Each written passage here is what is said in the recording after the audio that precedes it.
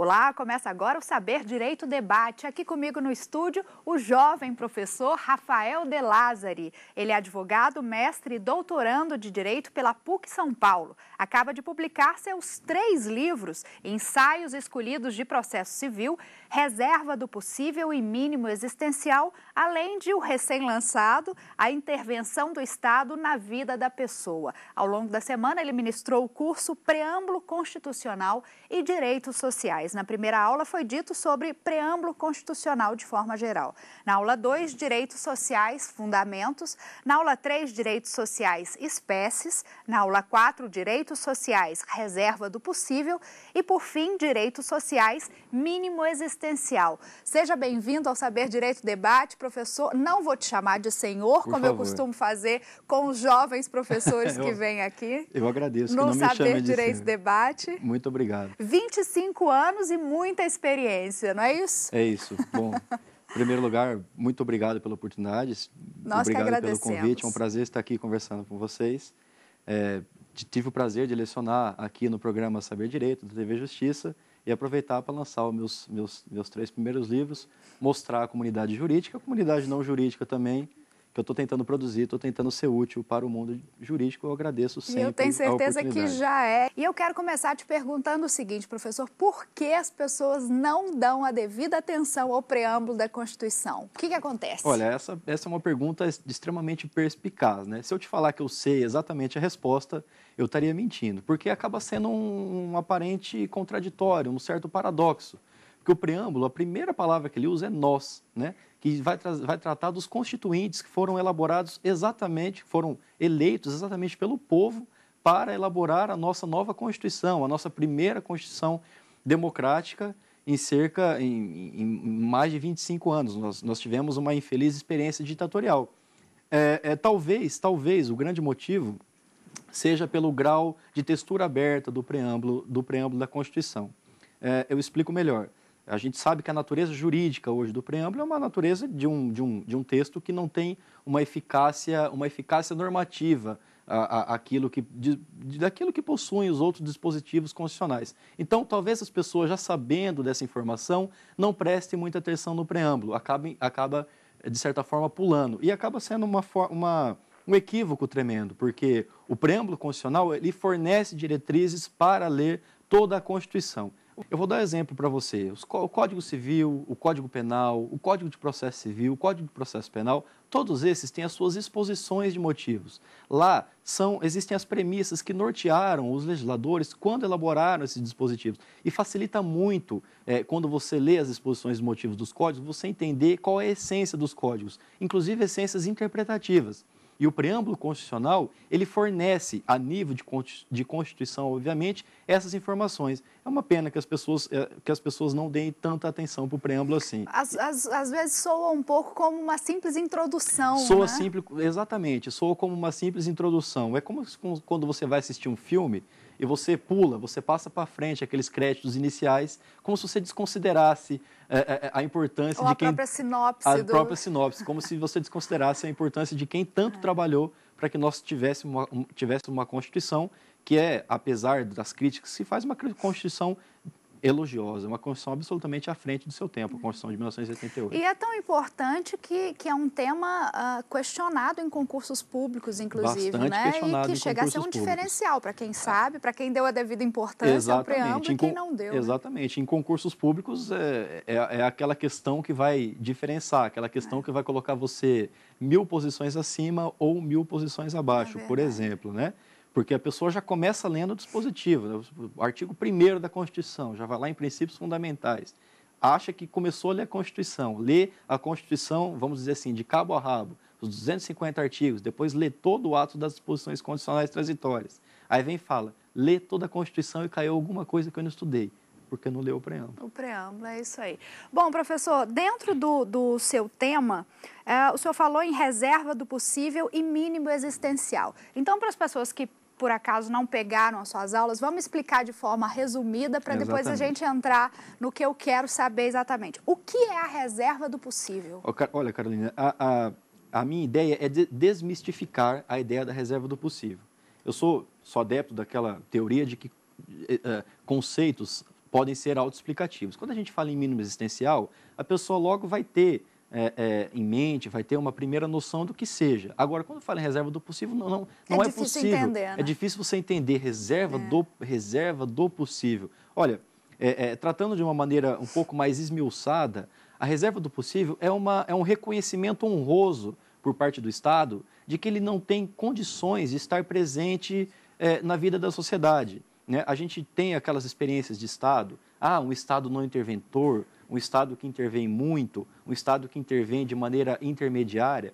A reserva do possível nada mais é do que o reconhecimento de que o Estado tem dinheiro, mas não existe dinheiro para suprir todas as mazelas que, infelizmente, assolam o nosso país. É um reconhecimento honroso por parte do Estado. Como contraponto, existe o mínimo existencial, que a população alegaria, falando, olha, tudo bem, Estado, você pode até não ter dinheiro, mas pelo menos salvaguarde esse quantum, salvaguarde esse núcleo de direitos que compõe a dignidade da pessoa humana. Eu acho que é um tema extremamente atualíssimo. Que diz respeito a direitos fundamentais. Direitos fundamentais. Olha, vamos dizer assim... De extrema necessidade para a existência. Eu diria que engloba hoje direitos humanos, engloba direitos fundamentais, engloba hermenêutica jurídica ou hermenêutica constitucional, engloba a própria organização do Estado, de uma certa... engloba a organização dos poderes também, porque, de uma certa forma, o grande herói dos três poderes da República hoje talvez esteja chamando para si, não estou dizendo, não é uma questão de concordar ou não, mas seja o Poder Judiciário, porque o Judiciário tem, via decisões judiciais, fazendo às vezes do Estado, fazendo às vezes do Poder Legislativo. Entendi. É óbvio que quando um poder, em tese, entra na esfera de atribuições de outro poder, a fogueira das vaidades acaba aflorando, né? E por que existe tanta polêmica em torno dessa reserva do possível? A polêmica é um fator substancialmente histórico, né? Porque a reserva do possível ela surgiu na Alemanha. E as comparações são inevitáveis. Nós sabemos o grau de desenvolvimento da economia alemã, né? O maior exemplo disso é que em toda essa crise da zona do euro, a Alemanha talvez seja o único país que esteja apresentando lucro, que não esteja apresentando sinais de desemprego. Então, a Alemanha conseguiu alcançar um nível de desenvolvimento social tão grande, mesmo não prevendo direitos sociais no bojo da sua Constituição. Então, lá, quando se alega a reserva do possível, é porque muita coisa já foi feita, muita coisa já foi desenvolvida, muita coisa já foi implementada. Então, alega-se que é muito cedo para alegar a reserva do possível aqui no Brasil, porque nós não implementamos, 10% dos direitos sociais que estão previstos na nossa Constituição. Para você ter uma ideia, só no artigo 6º são 10 direitos sociais. Eram 8, passaram para 9, agora são 10. Se a gente considerar os objetivos do salário mínimo, que estão no artigo 7º, inciso 4º da Constituição, a gente pode subir esse volume para 15 direitos sociais. E o nosso legislador, o nosso administrador público e o nosso juiz, né, eles têm a obrigação de implementar a Constituição, é uma obrigação constitucional, mesmo porque Constituição é norma. Tá ótimo. Professor, eu te peço um minutinho, nós vamos para um breve intervalo, daqui a pouquinho tem muito mais Saber Direito Debate.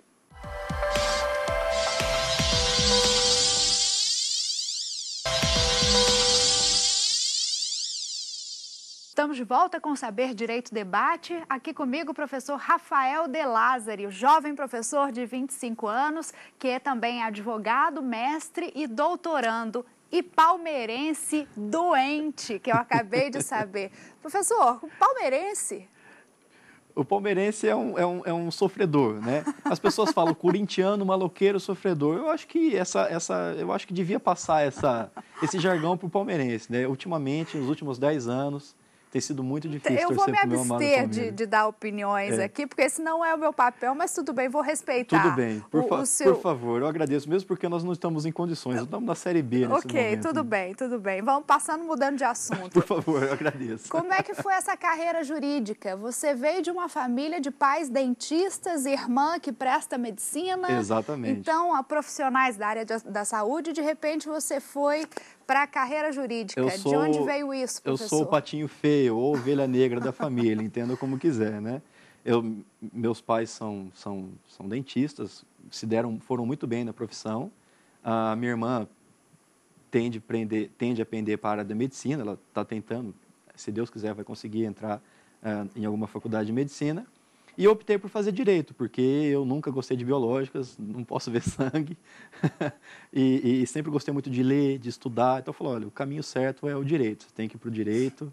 E eu sou o primeiro jurista da minha família. Eu estou falando em nível de tio, de tia, de vô, de É vó, mesmo? de pai, de mãe. Eu sou o primeiro. Tem muitos professores, alguns médicos, dentistas, e eu sou aquele que saiu meio torto. Se formou muito cedo, com 22, é isso? Me formei com 22 anos. E logo começou a dar aula? Já ingressou na carreira acadêmica? Na verdade, foi tudo muito direto, né? Eu nunca soube muito bem o que eu quero da vida, mas eu sei muito bem as coisas que eu quero conquistar. Aonde né? quer chegar, Eu não estou né? atrás de títulos, né? Eu estou atrás de conhecimento. É fundamental, viu, Carolina, deixar isso bem claro para você e para todos que assistem. O título de mestre, o título de doutor é um mero detalhe. O gostoso é o conhecimento que se agrega. Então, eu já pulei da faculdade direto no mestrado, e já pulei do mestrado direto no doutorado, e enquanto eu tiver saúde, tiver forças, eu vou continuar estudando aí, fazendo todo tipo de curso que eu puder. E é lógico, a docência acaba vindo, os livros acabam vindo consequencialmente, Claro. pelas pessoas que se conhecem, pelos prazeres. A docência é prazerosa, a docência, para quem é professor, sabe muito bem do que eu estou falando. A docência é absolutamente viciante. É paixão, né? É um bichinho que entra em você e nunca mais sai, nunca mais. Eu posso dizer que a comunicação é assim também. Eu estou assim, nessa área, deve ser, ela é certeza. viciante. Mas antes da gente entrar nos seus livros, eu gostaria... O nosso professor Rafael, ele é de verdade um multimídia, é impressionante. Nossa produção levantou coisas aqui a seu respeito. Com medo da produção do seu programa. Pode ficar, viu, professor? Realmente Me parece, o senhor toca também, é isso? Eu sempre... Em banda de rock? Eu sempre fui apaixonado por música também, né? Meus dois... Eu tenho algumas, né? Música, religião, família. Agora, música eu toquei a vida inteira, desde os... Toca o quê? Desde os 12 anos. Eu, quando tinha 7 anos, eu entrei no piano clássico, fiz piano clássico dos 7 aos 13 anos, depois fiz mais uns 2 anos. É uma verdadeira sumidade, professor Rafael, Aí entrei em né? banda, violão, guitarra, gaita, o que fazer barulho eu toco, só não toco bateria que eu não tenho muita coordenação para tocar bateria. Então esse é seu hobby? É, meu hobby. E continua fazendo nas horas vagas? Infelizmente, no momento não. Infelizmente, desde que eu vim para São Paulo, estou à procura de uma banda, eu aceito convites. Tá aí, tá feito. De rock, por favor. De rock? Rock brasileiro. É o ritmo preferido? Preferencialmente. Eu quero só ver se uma dupla sertaneja te convidar, viu, professor? Não vai funcionar muito Vai bem. recusar Não o vai convite? funcionar, prefiro torcer pelo Palmeiras. Bom, conversinhas à parte, vamos ao que interessa. Professor, esse foi o seu primeiro livro? Esse foi, né? O que saiu primeiro. Na verdade, eles saíram meio praticamente juntos, assim, né? Ensaios Escolhidos de Processo Civil. Eu queria que o senhor comentasse um pouquinho dele. Na verdade, eu tive o prazer imenso de escrever esse livro em coautoria com o grande professor Gelson Amaro de Souza, né? Que é um processualista conhecido no Brasil inteiro, um processualista muito respeitado, né? E ele foi um dos meus mentores, né? Uma das pessoas que me ensinaram a escrever, me ensinou a pesquisar. O professor Gelson é o típico professor, né? É o típico professor de verdade. E nós compilamos aí alguns dos nossos artigos escritos nos últimos 3 ou 4 anos. Este livro foi publicado quando? Esse livro ele saiu em setembro, em agosto de 2012, mais ou menos. Também é recente, É bem né? recente, são todos muito recentes. E este aqui é o segundo, Reserva do Possível e Mínimo Existencial, é isso? A pretensão de eficácia da norma constitucional, em face da realidade. Esse é o meu filhote do coração, porque ele foi todo feito por mim. Ele é decorrente da minha dissertação de mestrado, né? Graças a Deus, entre a minha aprovação no mestrado, né, a defesa da dissertação e a aprovação foi tudo muito rápido, né? E ele acabou saindo, ele saiu acho que uns 2 meses depois desses ensaios escolhidos de processo civil. Eu estou absolutamente satisfeito com a repercussão que esse livro tem dado. É uma repercussão absolutamente positiva. E qual é a abrangência para o estudante ou o advogado mesmo especialista? Ele é um livro que abrange todo o tema ou é um livro muito específico que vai a fundo mesmo? Não, sim. Dentro da reserva do possível e do mínimo existencial, eu procurei abranger todo o tema. Eu não quis deixar nada de fora, né? Uma premissa, porque eu quis fazer um estudo o mais completo. Lógico que nunca é uma obra acabada, né? O dia a dia acontece, novas decisões vão surgindo, novas posições doutrinárias, mas nada que atualizações. Eu diria que, à época, talvez o melhor que eu poderia ter feito, eu dei o meu melhor, né, em torno desse livro, né? Então, ele tem uma profundidade muito grande, seja para concursandos, porque a reserva do possível e o mínimo essencial são cobrados em editais de concurso. Ele tem uma profundidade para graduandos em direito, porque ele trata muito de direitos sociais, que é uma coisa que você aprende na faculdade. E tem uma importância muito grande para pós-graduandos em Direito. Eu tenho dado várias aulas em pós-graduação em decorrência desse livro, porque são situações práticas do cotidiano. Claro. Questões de direitos sociais, educação, saúde, moradia, alimentação e a alegação da reserva do possível. O Estado alega muito a sua tese, o mínimo existencial é muito crescente. Então, ele é assim, ele tem um conteúdo muito abrangente, sem perder a qualidade, obviamente, e, sobretudo, né, como premissa fundamental para mim, uma linguagem simples e acessível, né? Eu quero acho escrever. Que isso é muito importante. Eu não quero escrever apenas para os catedráticos. Eu quero escrever para as pessoas. Eu quero escrever para que as pessoas entendam o que eu escrevo. Talvez este seja o meu grande mantra quando eu estou escrevendo, quando eu estou trabalhando em algum projeto pessoal. Isso é muito legal, né? A gente se reger por essa linguagem, uma linguagem mais objetiva, mais clara. Sim, eu acho que as pessoas absorvem isso com uma maior intensidade. Né? A própria tendência editorial do mercado não aceita mais aquela linguagem rebuscada demais, né? Exatamente. Isso. E rebuscada, né? Uma coisa muito coisa formal. Coisa para inglês ver, vamos dizer assim, né?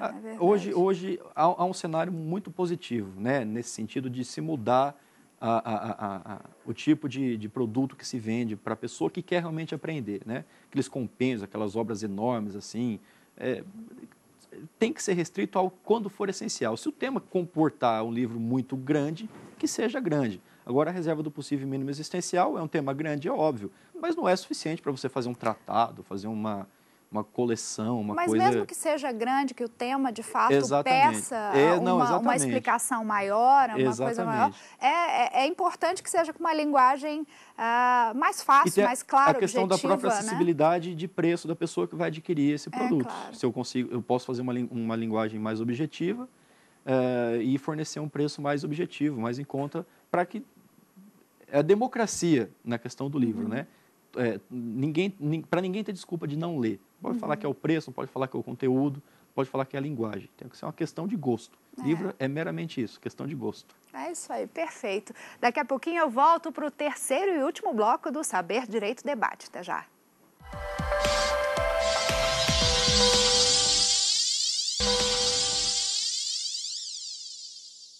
Já voltamos, eu estou aqui com o professor Rafael De Lázari. Professor, para a gente encerrar então o nosso terceiro e último bloco, vamos falar do livro A Intervenção do Estado na Vida da Pessoa, que você organizou, é isso? E tem um artigo seu também. Essa é a primeira organização de obra, né? Mais do que escrever livros, é interessante você organizar obras. Quando você organiza, você compila artigos, e você agrega todo tipo de posições, né? Todo tipo de opiniões divergentes. Esse é minha primeira obra organizada, meu terceiro livro, meu terceiro filhote, que eu considero, obviamente. Saiu bem recentemente, saiu agora no começo de 2013. Esse é bem novo, né? Bem novo. E para 2013 ainda temos lançamento previsto? Ainda tem esse projeto Ensaios Escolhidos de Processo Civil, que é o primeiro livro que saiu, na verdade era parte 1 de 2 livros, né? Então nós temos a segunda parte desse primeiro.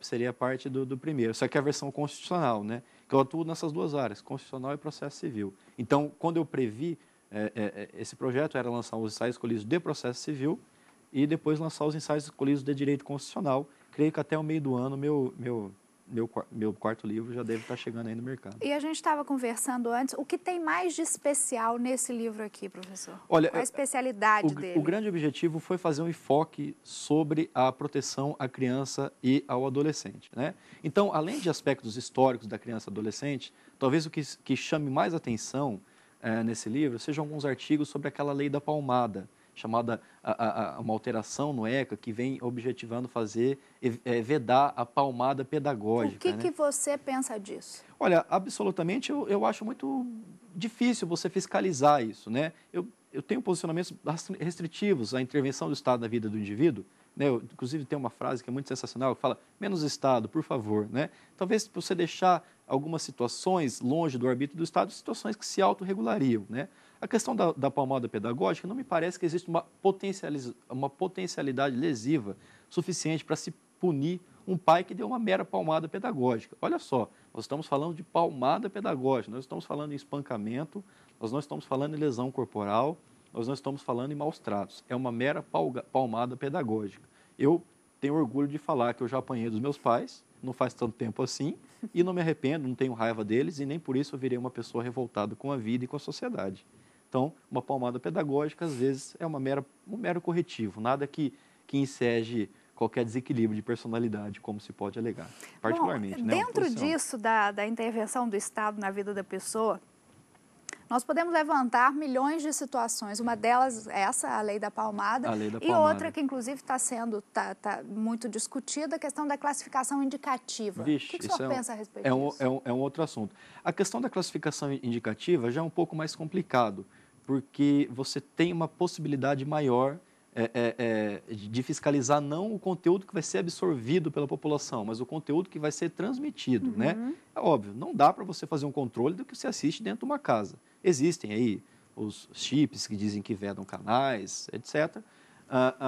Mas talvez a maneira de fiscalizar de uma maneira mais profícua, de mais eficiente, seja naquilo que se transmite. Então, você já corta o mal pela raiz. Você faz a fiscalização na transmissão da mensagem, na transmissão da imagem. Mesmo porque, vamos convir, né? Quando a criança está lá, uma criança de 11, 12 anos, vê lá, classificação indicativa, maiores de 18 anos, a curiosidade vai ficar aguçada na hora, a criança vai ver qual que é aquele conteúdo. E às vezes acaba vendo que não deve, acaba vendo pornografia, acaba vendo violência e etc. Né? Então, a gente sabe que a fiscalização, o grande problema da intervenção do Estado na vida do indivíduo não é a intervenção em si, é a questão da fiscalização.